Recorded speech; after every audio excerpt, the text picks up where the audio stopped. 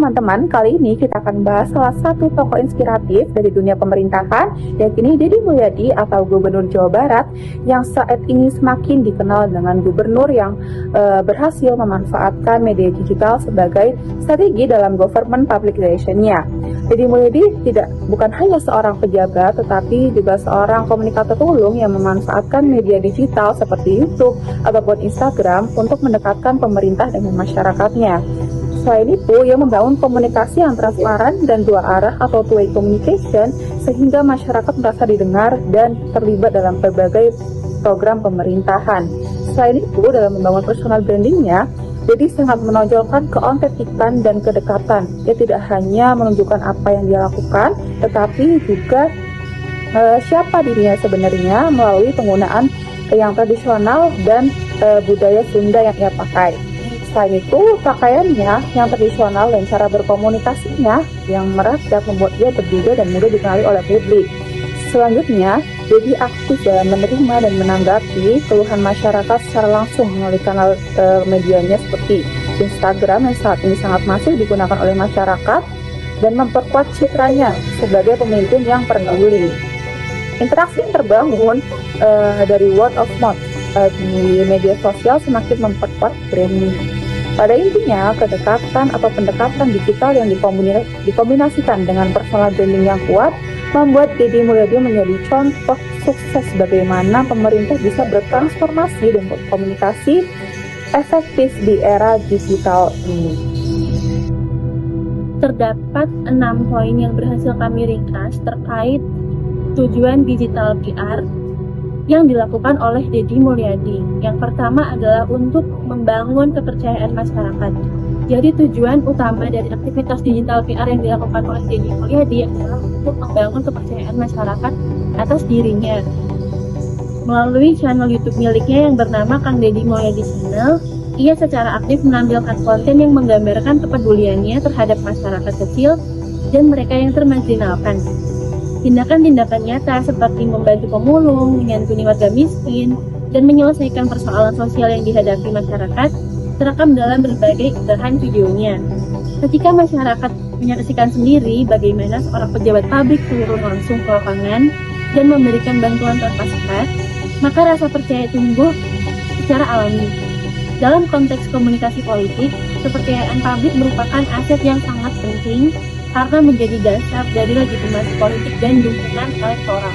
5 poin yang lainnya adalah yang kedua, membentuk citra diri atau personal branding. Yang ketiga adalah menjangkau audiens secara luas dan efisien. Yang keempat, membangun komunikasi politik jangka panjang. Kemudian yang kelima, menciptakan interaksi tanpa sekat. Dan yang terakhir adalah mendukung agenda politik dan elektoral. Poin nomor 2 yaitu membentuk dan mengelola citra diri atau personal branding. Selain untuk membangun kepercayaan, Deddy Mulyadi juga memanfaatkan kanal YouTube sebagai alat pembentukan citra diri atau personal branding.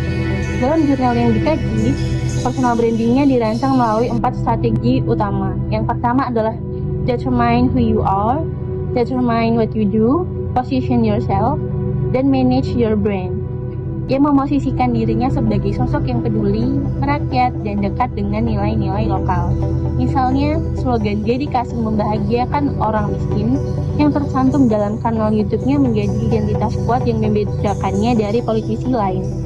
Di berbagai video, ia selalu tampil dengan gaya berpakaian khas Sunda, berbicara dalam bahasa lokal, dan memperlihatkan kedekatan emosional dengan masyarakat. Strategi ini bertujuan untuk menciptakan persepsi publik bahwa dirinya adalah pemimpin yang sederhana, dapat diandalkan, dan memahami langsung persoalan rakyat. Kemudian poin yang ketiga yaitu menjangkau audiens secara luas dan efisien. Penggunaan media sosial, khususnya YouTube, memungkinkan Deddy Mulyadi menjangkau audiens secara luas dengan biaya yang lebih rendah dibandingkan metode komunikasi politik konvensional seperti iklan, televisi, atau baliho. Dengan jumlah subscriber yang mencapai jutaan dan konten yang tersebar secara viral, ia dapat menyampaikan pesan-pesan politik dan sosialnya kepada publik secara langsung, cepat, dan luas. Ini adalah salah satu kelebihan utama dari digital public relations, yaitu efisiensi biaya, kecepatan distribusi pesan, serta kemampuan menjangkau kelompok masyarakat lintas usia, wilayah, dan latar belakang. Strategi ini juga membuatnya tetap relevan dalam komunikasi digital, di mana masyarakat lebih banyak mengonsumsi konten melalui media sosial daripada media arus utama atau mainstream. Yang keempat yaitu membangun komunikasi politik jangka panjang.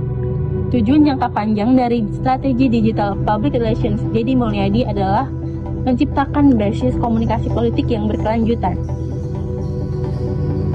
Melalui konten yang diunggah secara konsisten, ia tidak hanya memperkenalkan diri sebagai public figure, tapi juga membangun narasi personal yang mendalam tentang siapa dirinya, apa yang diperjuangkan, dan bagaimana ia bekerja untuk masyarakat.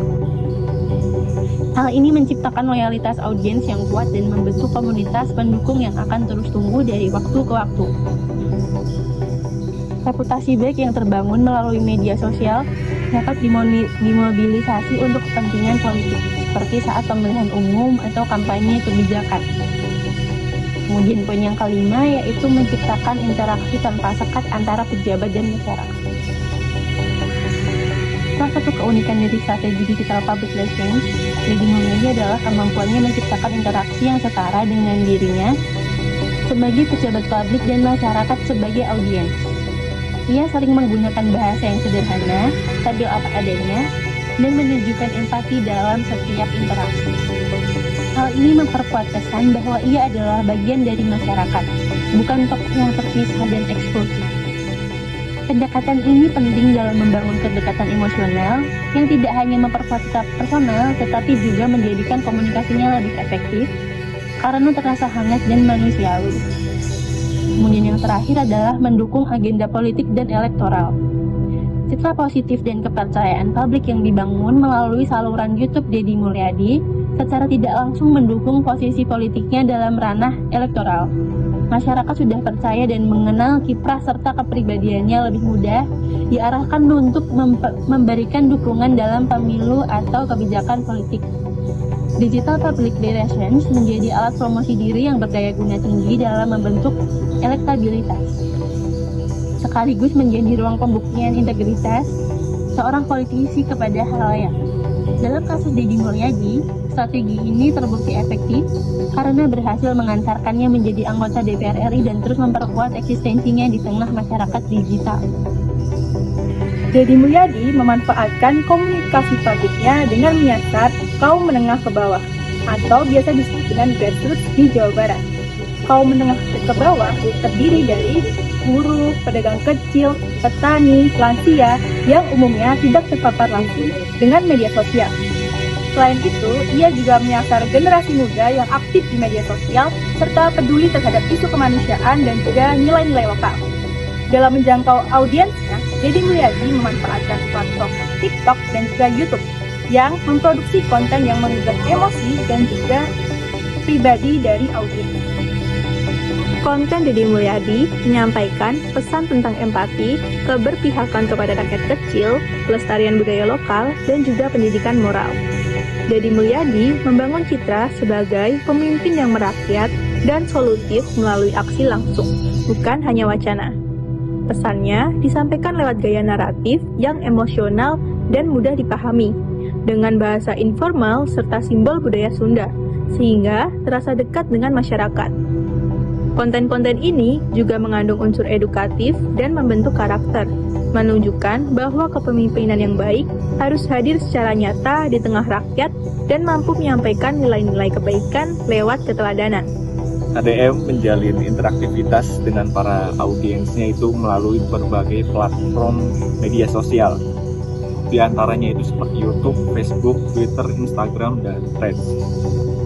Di Instagram, KDM seringkali mengunggah ulang story-story dari para audiensnya, seperti story apresiasi, seperti unggahan laporan kesah para masyarakatnya. Lalu di Instagram juga KDM seringkali nge-like komentar-komentar yang diberikan oleh para audiens di Instagramnya. Lalu lebih lanjut, KDM itu suka mengupload beberapa unggahan video di berbagai sosial medianya, seperti YouTube, karena memang ADM sendiri itu lebih banyak aktivitas unggahannya di YouTube. Namun di TikTok dan di Facebook, di Twitter dan di Instagram juga tidak kalah sama seperti di YouTube.